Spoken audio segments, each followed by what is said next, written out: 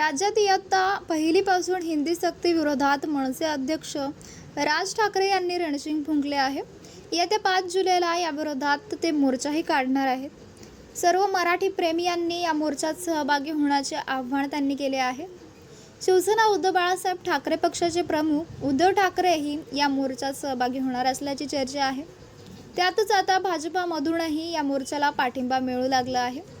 उद्धव ठाकरे यांनी भाजपामधील मराठी प्रेमींनी हिंदी सक्ती विरोधात उभे राहावे असे आवाहन गुरुवारी केले होते. राज ठाकरेंची भूमिका हीच आहे. या पार्श्वभूमीवर भाजपाचे पदाधिकारी रविराज बोटले यांनी आपल्या पदाचा राजीनामा दिला आहे.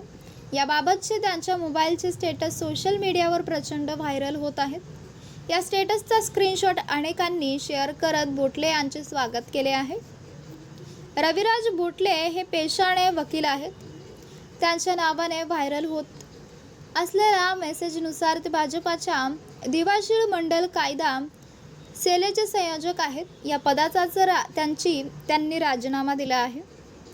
त्यांनी म्हटले आहे की राज्यात पहिलीपासून हिंदी लादण्याचा महाराष्ट्र सरकारचा निर्णय अत्यंत चुकीचा आहे. म्हणून मी भारतीय जनता पक्ष दिवाशीळ मंडळ कायदा सेल संयोजक या पदाचा राजीनामा देत आहे.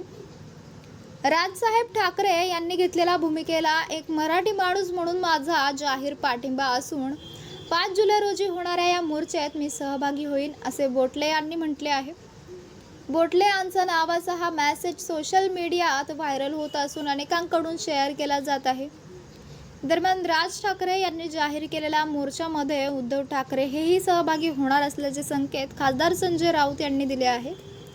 याबाबत त्यांनी सोशल मीडियात पोस्ट केली आहे. त्यामुळे या मोर्चाला आता वेगळेच महत्त्व प्राप्त झाले आहे.